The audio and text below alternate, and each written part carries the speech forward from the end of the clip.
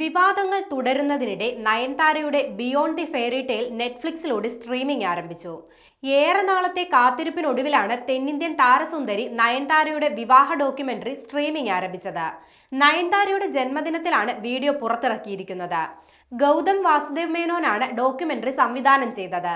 ധനുഷ് നയൻതാര വിവാദങ്ങൾക്ക് കാരണമായ നാനും റൌഡിതാൻ സിനിമയുടെ അണിയറ ദൃശ്യങ്ങളും ഡോക്യുമെന്ററിയിൽ ഉൾപ്പെടുത്തിയിട്ടുണ്ട്.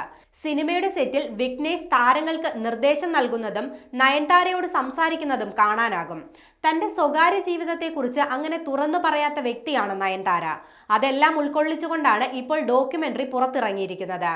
സിനിമാ താരം, ലേഡി സൂപ്പർ സ്റ്റാർ, മകൾ, സഹോദരി, ജീവിത പങ്കാളി, അമ്മ, സുഹൃത്ത് എന്നിങ്ങനെ നയൻതാരയുടെ ജീവിത വേഷങ്ങൾ വീഡിയോയിൽ കാണാനാകും.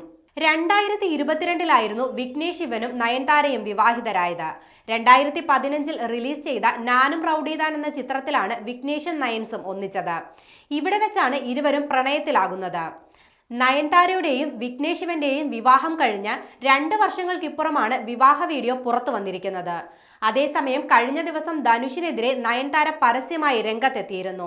നാനും റൌഡിതാൻ എന്ന സിനിമയിൽ നിന്നുള്ള പാട്ടുകളും രംഗങ്ങളും BTS ദൃശ്യങ്ങളും ഉപയോഗിക്കാൻ ധനുഷ് NOC നൽകിയില്ലെന്നാണ് നയൻതാര പറഞ്ഞിരുന്നത്. ചിത്രത്തിന്റെ 3 സെക്കൻഡ് മാത്രമുള്ള BTS വീഡിയോ ഉപയോഗിച്ചതിന് തങ്ങൾക്കെതിരെ ധനുഷ് 10 കോടിയുടെ നഷ്ടപരിഹാരം ആവശ്യപ്പെട്ട് കോടതിയെ സമീപിച്ചെന്നും നയൻതാര സോഷ്യൽ മീഡിയയിലൂടെ പറഞ്ഞിരുന്നു. സംഭവത്തിന് പിന്നാലെ വിഷയത്തിൽ നയൻതാരയുടെയും ധനുഷിന്റെയും ആരാധകർ സമൂഹ മാധ്യമങ്ങളിൽ ചേരിതിരിഞ്ഞ് പോരടിക്കുന്നതും തുടരുകയാണ്. ധനുഷ് ഇക്കാര്യത്തിൽ ഇതുവരെ പ്രതികരിച്ചിട്ടില്ല.